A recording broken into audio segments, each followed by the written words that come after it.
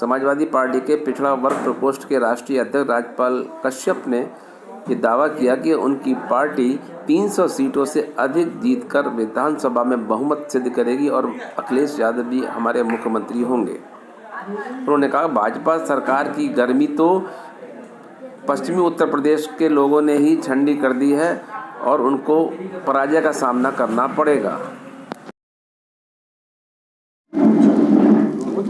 मैं पश्चिमी उत्तर प्रदेश के भ्रमण पे हूँ और पूरा पश्चिमी उत्तर प्रदेश घूम के आ रहा हूँ। जिस तरीके का माहौल समाजवादी पार्टी और गठबंधन का है, उससे मैं पूरे भरोसे और विश्वास के साथ में कह सकता हूँ पश्चिमी उत्तर प्रदेश से बीजेपी का सफाया होने जा रहा है। बीजेपी की गर्मी ठंडी करने का काम तो पश्चिमी उत्तर प्रदेश ने ही कर दिया है और अंतिम चरण में तो बीजेपी वेंटिलेटर पे चली जाएगी और पिछड़े, दलित, अगड़े सभी वर्ग लामबंद हो चुके हैं, नौजवान, किसान, क्योंकि सभी वर्गों के साथ में बीजेपी ने धोखा दिया है। नौजवान जब प्रयागराज में रोजगार मांग रहे थे तो लाठियों से पीटने का काम किया और लखीमपुर में किसान जब अपना अधिकार मांग रहे थे तो गृह मंत्री के बेटे ने कुचलने का काम किया। बीजेपी गुंडों की पार्टी है, इनके मंत्री गुंडे हैं। आज तक मंत्री बर्खास्त नहीं किया गया।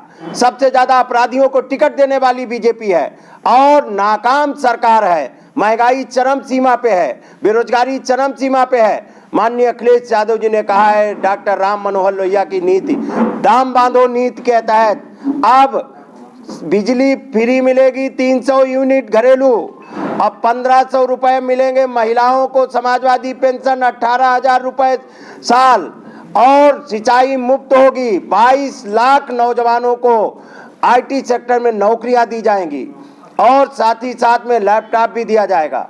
और जिस तरीके से बीजेपी ने नौजवान और किसानों को कुचलने का काम किया है और किसान को भी एमएसपी देने का काम समाजवादी पार्टी करेगी।